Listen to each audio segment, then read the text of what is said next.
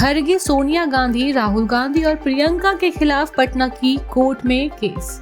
दिल्ली में रामलीला मैदान में कांग्रेस की रैली के दौरान मोदी तेरी कब्र खोदूंगी नारा लगाने के मामले में पटना सिविल कोर्ट में मुकदमा दर्ज किया गया है। इस मामले में कांग्रेस अध्यक्ष मल्लिकार्जुन खड़गे, राज्यसभा सांसद सोनिया गांधी, नेता प्रतिपक्ष राहुल गांधी, लोकसभा सांसद प्रियंका गांधी वाड्रा और राजस्थान के जयपुर की महिला कांग्रेस अध्यक्ष मंजुलता मीना को आरोपी बनाया गया है। आरोप है कि सभी ने प्रधानमंत्री नरेंद्र मोदी के खिलाफ भड़काऊ भाषण दिए। पप्पू यादव ने कसा तंज, बताया कौन है सबसे बड़ा भूमाफिया। बिहार के राजस्व एवं भूमि सुधार मंत्री विजय कुमार सिन्हा लगातार अधिकारियों को फटकार लगाते नजर आ रहे हैं। मुजफ्फरपुर में बिहार सरकार के मंत्री विजय कुमार सिन्हा ने अधिकारियों की फिर जमकर फटकार लगाई।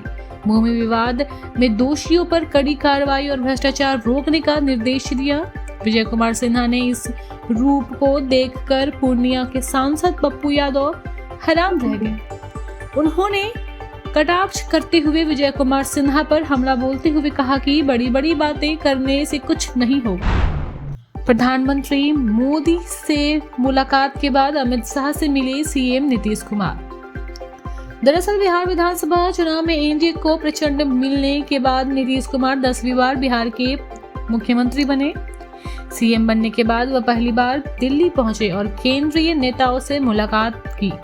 सोमवार को सबसे पहले उन्होंने प्रधानमंत्री नरेंद्र मोदी से मुलाकात की। इसके बाद वे केंद्रीय गृह मंत्री अमित शाह के आवास पहुंचे और उनसे भेंट की। इस दौरान दोनों नेताओं के बीच आगामी राज्यसभा चुनाव को लेकर भी चर्चा होने की संभावना जताई जा रही है। बिहार के 11 बालू व 8 भू माफियाओं की संपत्ति होगी जब्त। बिहार में बालू और भूमाफियाओं को अब खैर नहीं है। सरकार की सख्ती के बाद आर्थिक अपराध इकाई एक्शन में आ गई है। जमीन और बालू के अवैध कारोबार से जुड़े माफियों के ऊपर शिकंजा कसना शुरू कर दिया गया है। ईओयू ने ईडी को बिहार के 11 बालू व 8 भूमि माफियाओं की संपत्ति जब्त करने का प्रस्ताव भेजा है। डिप्टी सीएम विजय सिन्हा का ऑन द स्पॉट एक्शन, लापरवाह राजस्व कर्मचारी को किया सस्पेंड। बिहार के मुजफ्फरपुर में आयोजित भू सुधार जन कल्याण संवाद कार्यक्रम के दौरान उप मुख्यमंत्री विजय कुमार सिन्हा ने सख्त रूप अपनाते हुए मुसहरी अंचल के एक राजस्व कर्मचारी को मौके पर ही सस्पेंड कर दिया। यह कार्रवाई राजस्व कर्मचारी राकेश कुमार पर की गई है। नेशनल हेराल्ड केस में सोनिया गांधी और राहुल गांधी की बढ़ सकती है परेशानी। नेशनल हेराल्ड मनी लॉन्ड्रिंग मामले में दिल्ली हाई कोर्ट ने कांग्रेस नेताओं सोनिया गांधी, राहुल गांधी और अन्य आरोपियों को नोटिस जारी किया है। इस मामले में पहले राउज एवेन्यू कोर्ट ने राहुल और सोनिया गांधी के खिलाफ चार्जशीट पर कार्रवाई करने से इनकार कर दिया था, जिसके बाद प्रवर्तन निदेशालय ने दिल्ली हाई कोर्ट में चुनौती दी। हर सांसद एमएलए कमीशन लेता है, 10 नहीं तो 5% ही ले लो। केंद्रीय मंत्री और हिंदुस्तानी आवाम मोर्चे के सुप्रीमो जीतन राम मांझी इन दिनों अपने बयानों की वजह से चर्चा का विषय बने हुए हैं। राज्यसभा में सीट नहीं मिलने पर बेटे संतोष कुमार सुमन को मंत्री पद छोड़ने की सलाह देते हुए उन्होंने सांसद और विधायकों के कमीशन लेने की बात कह दी। मांझी ने कहा कि 10% कमीशन आम बात है। उन्होंने भी 40 लाख रुपए कमीशन लेकर पार्टी फंड में दे दिया।